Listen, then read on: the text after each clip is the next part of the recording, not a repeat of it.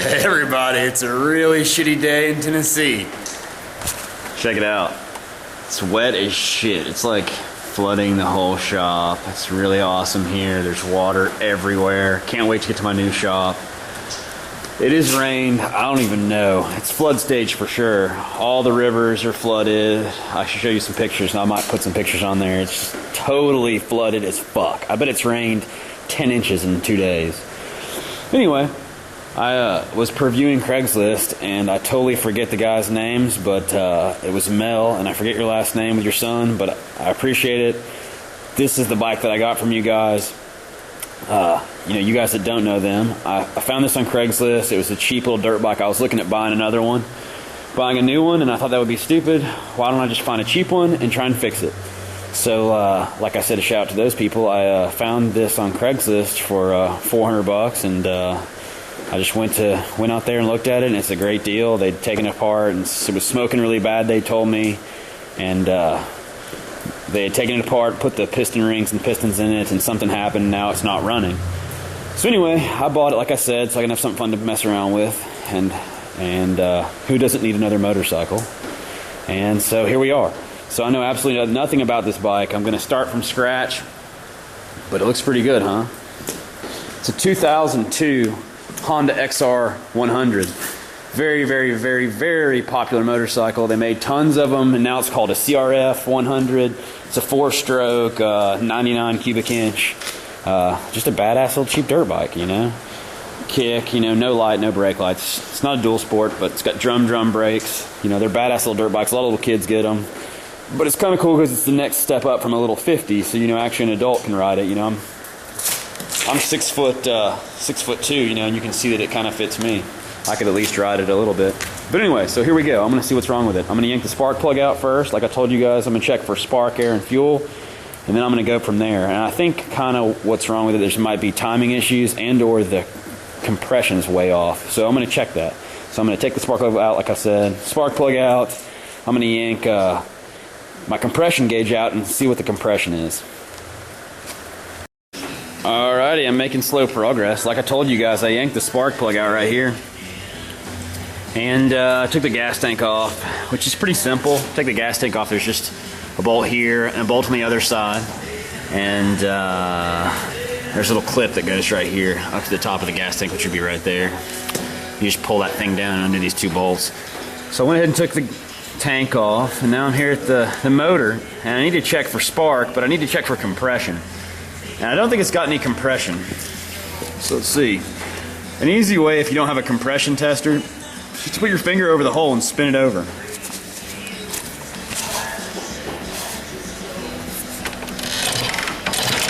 There's no compression at all. You should feel air pushing out of this, your spark plug hole, and it should blow your finger off of the threads there. And see, I can do that, and there's nothing. So there's no compression at all in this engine. So that's going to be our first little you know, issue we're going to have to work through and figure out why is there no compression. While I'm here, just for fun, we should see if we got spark. So I've showed you guys this before. I'm just going to stick the spark plug in the spark plug boot and put it on a grounded surface and see if I can get some spark.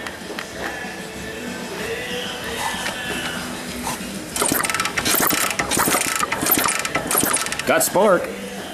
So like I said, all you need for an engine like this to run is 3 things, you know, spark, air, and fuel.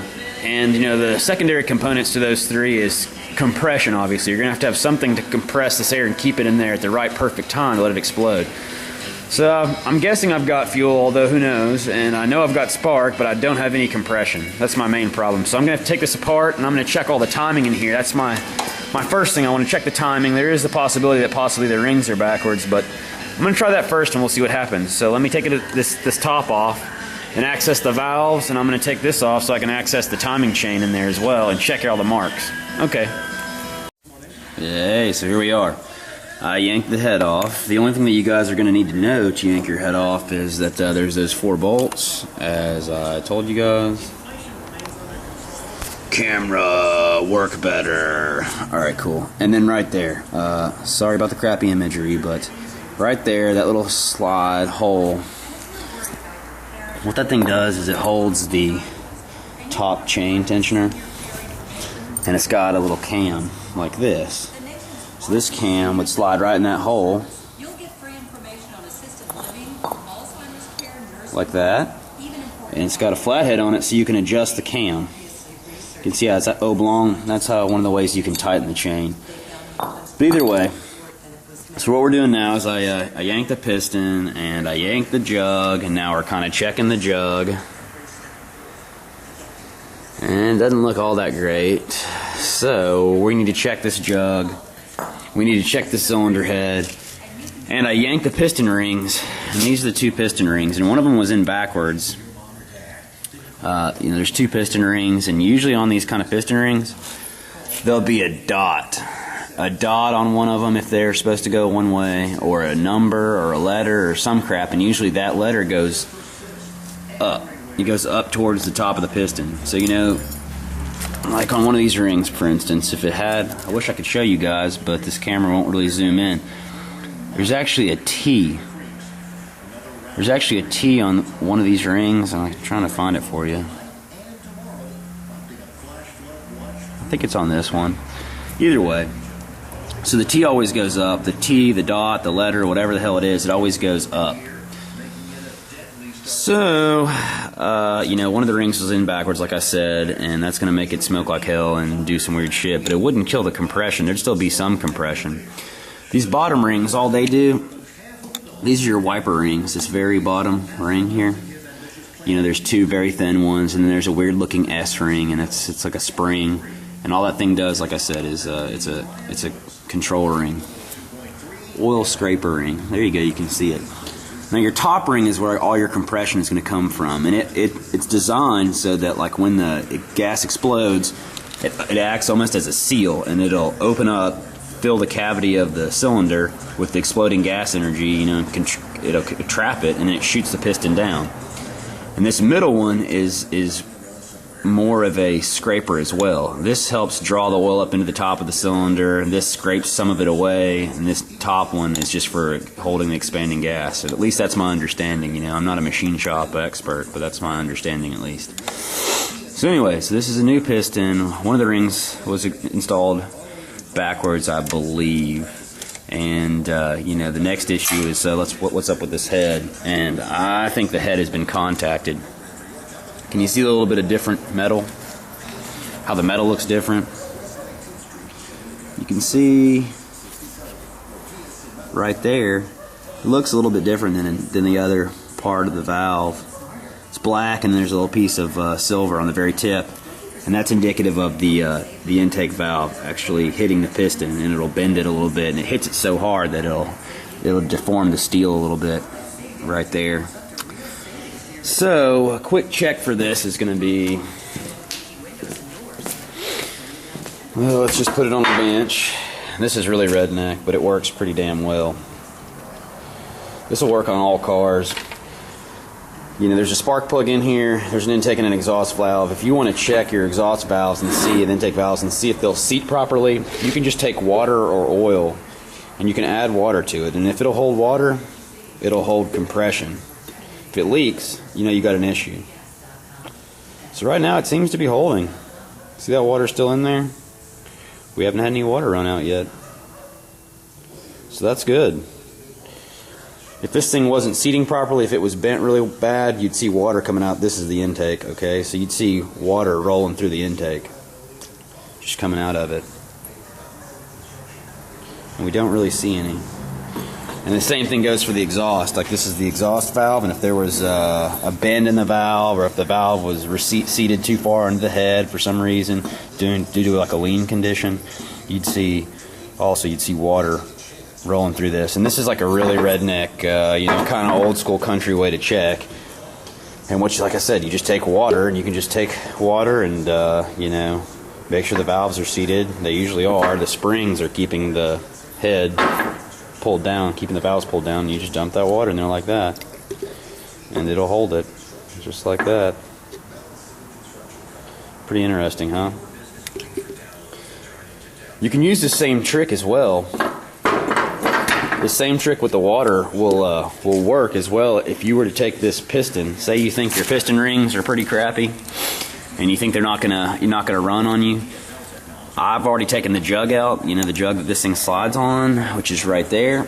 But if I would have left that on here and I would have rolled this piston back down a little bit, I could fill the cylinder with water, you know, just a little bit. I mean, it takes a 1/4 inch of water, fill up this thing with water and just let it sit.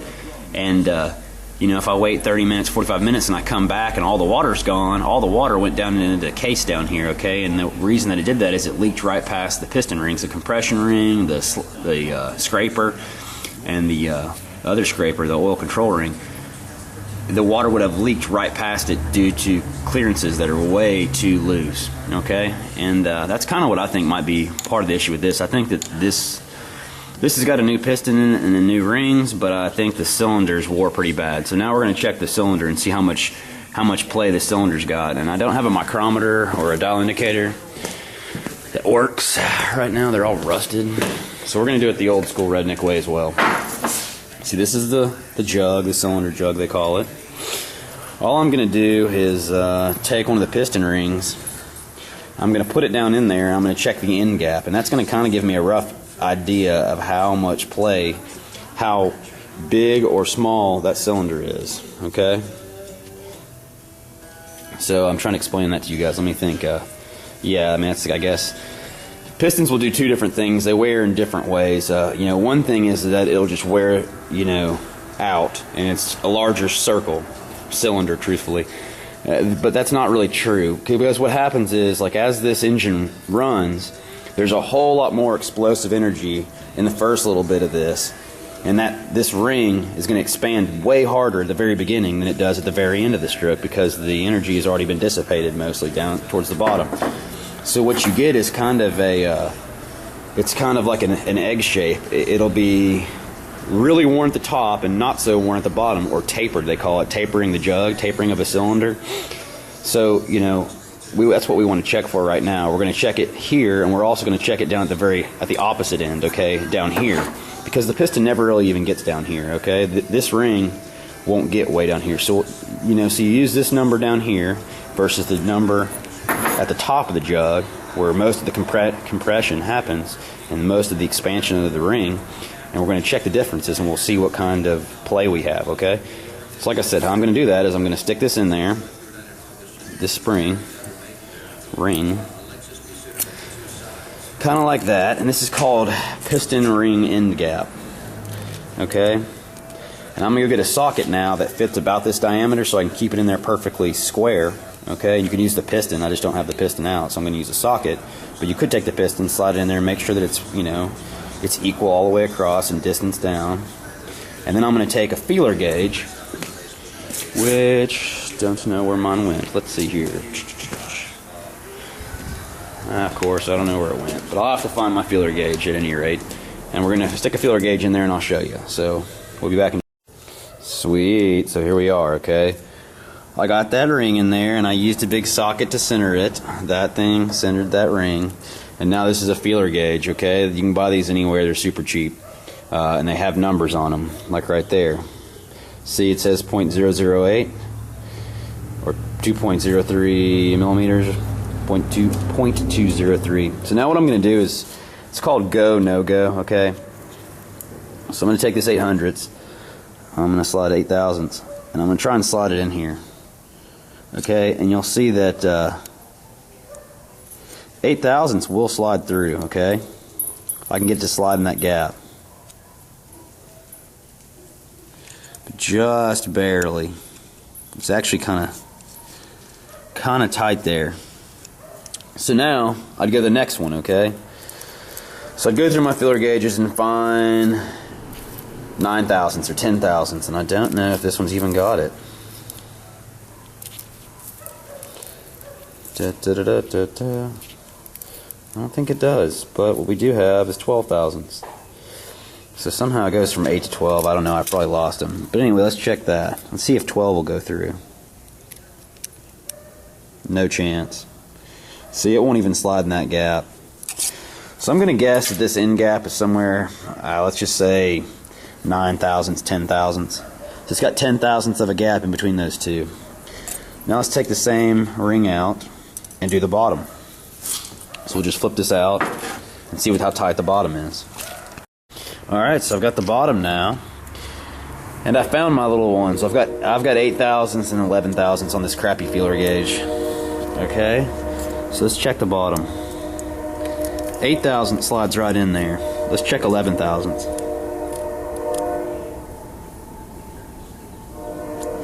11 won't. Okay? I can't even get this shim in there.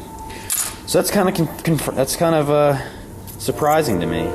What that tells us is that this bore of this cylinder is actually pretty good shape, and it's pretty true. It's just not tapered, so it's not worn very bad. I really didn't expect that at all. So it's got about 8 thousandths. I'd say between 8 and 10 thousandths wear, top to bottom. You know, and I think the specs on this is like 6 thousandths, so it's just a little bit out. It's not real bad, you know, and it's not even tapered very bad. I would expect it to be way more worn up here than down there, and it's not, which is weird. But either way, whatever. So now what I'm going to do is I'm going to try and put these piston rings back in the cylinder, and I'll put them back in the way they came, they're supposed to be, and try and reassemble it and time it back in and see what we can get it to do. But, you know, my suspicion is that once you put these in backwards, and I know this is true actually, and, you know, when you try and run it, if you run them backwards, it'll actually bend the spring, the ring, it'll bend it just a little bit in the direction that it's going up and down and the explosion's happening. So I'm sure that these have been bent and they're probably compromised. But I'm going to go ahead and try and put it back together and just see if we can get it to run. See if hell, it might smoke like hell, but we'll see. So that's what I'm going to do. So now it works. Pretty crazy, huh? Took it apart like I told you guys, flipped the rings around, adjusted the valves, and it runs pretty good. The carburetor's got a little bit of a issue going on with the idle air control, the idle fuel mixture, I'm sorry, but I'll get that squared away soon. Pretty crazy though.